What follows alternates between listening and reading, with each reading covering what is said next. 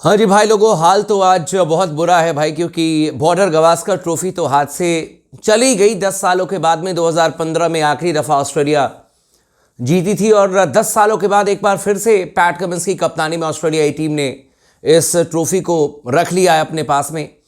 PAT Cummins की कप्तानी की बात ही अलग है भाई। लगातार वो जो भी चाह रहे हैं वो जीत रहे हैं। इस समय देखें तो ओडीआई वर्ल्ड कप के चैंपियन टीम है ऑस्ट्रेलिया। इसके अलावा वर्ल्ड टेस्ट चैंपियनशिप की चैंपियन टीम है। एक बार फिर से फाइनल में पहुंच गई ऑस्ट्रेलियाई टीम।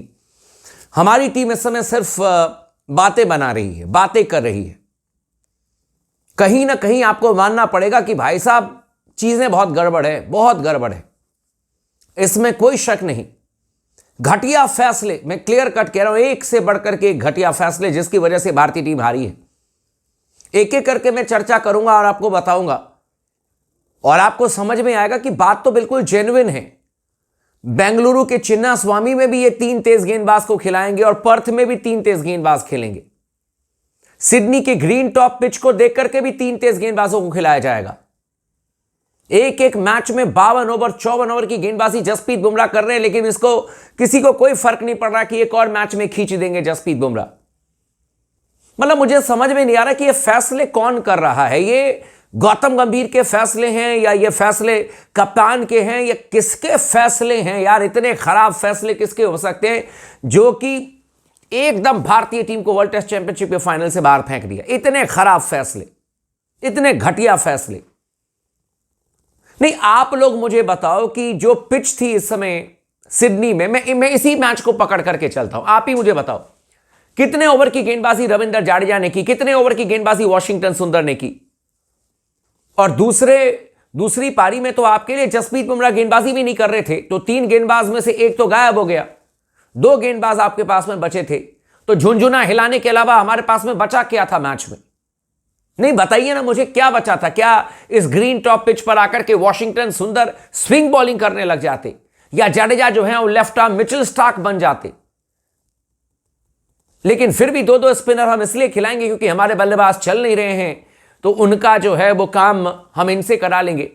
भाई साहब, नीतीश कुमार रेड्डी के बारे में मैंने आपको पहले भी कहा था कि वो बैट्समैन हैं पहले, और उसके बाद आपके लिए गेंदबाजी करेंगे। मैंने पहले भी कहा था, पहले टेस्ट मैच को आप याद कीजिए, मैंने यही बात कही थी कि नीतीश कुमार रेड्डी को आप प्योर बैट्समैन के तौर पर यूज करेंगे तो अच्छी बात है, लेकिन अगर जबरदस्ती आप कह रहे कि नहीं ये गेंदबाजी भी कर देगा, इनसे कुछ ओवर्स गेंदबाजी करा देंगे, ये कुछ का जो कॉन्सेप्ट है ना टेस्ट मैचेस में, ये कुछ ही रह जाता है।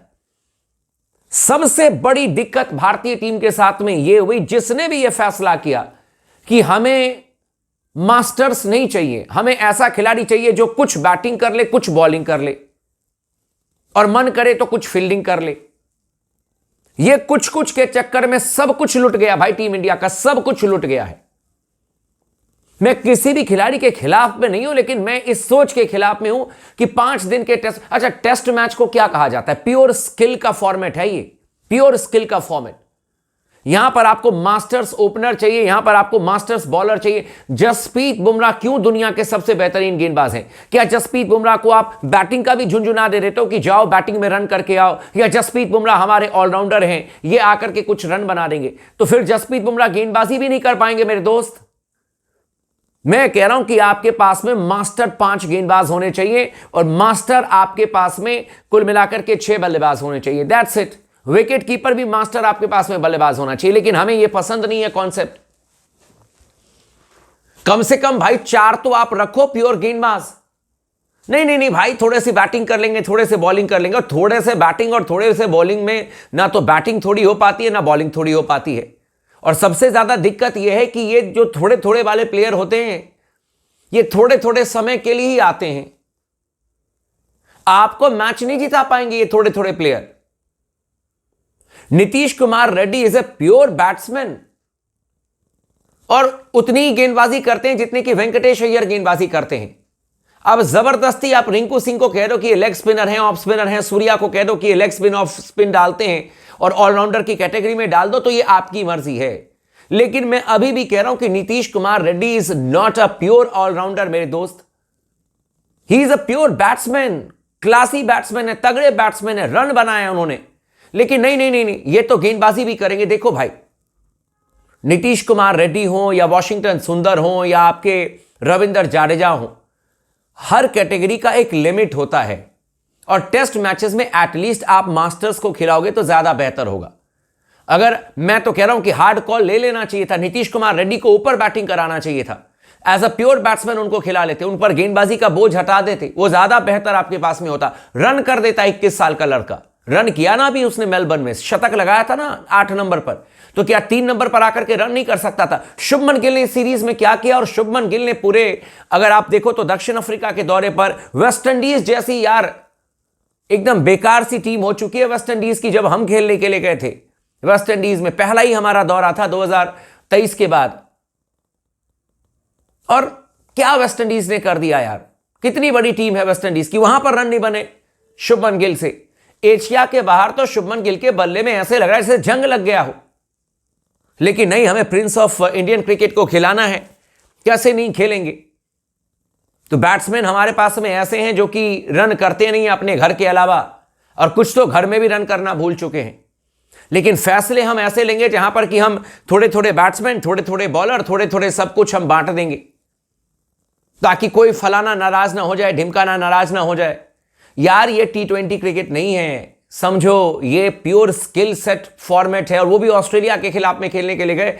कोई हम यहां पर यार बांग्लादेश के खिलाफ में और जिम्बाब्वे के खिलाफ में टेस्ट मैच नहीं खेल रहे थे अपने घर पर कि जो मर्जी जिसको उतार दो हम तो मैच जीत ही जाएंगे, ऐसा नहीं है। टीम में राजनीति भी 100% है भाई, 100% टीम में राजनीति है।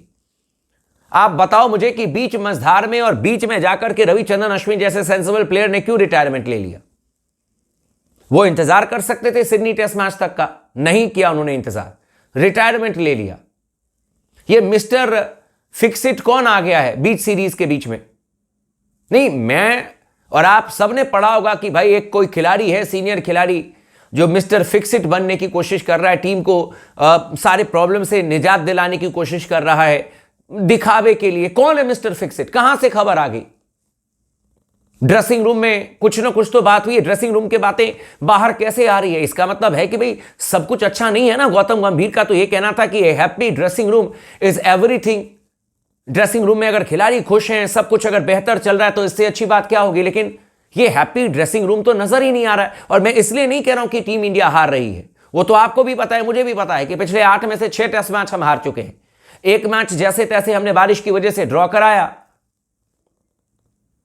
मतलब यही स्थिति है। और एक मैच हम जीते हैं ऑस्ट्रेलिया के खिलाफ में, पर्थ में।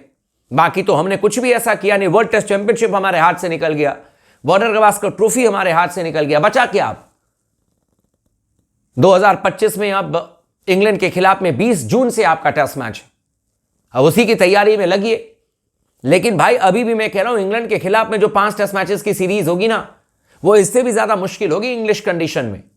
अच्छे खासे गेंदबाज हैं उनके पास में, अच्छे खासे जेन्युइन पेस बॉलर हैं। यहां तो 140 142 थी, वहां पर तो भाई साहब 155 की स्पीड वाले गेंदबाज हैं इंग्लैंड में, और स्विंग अलग होगी गेंद। तो सोच समझ करके निर्णय लेना पड़ेगा भाई।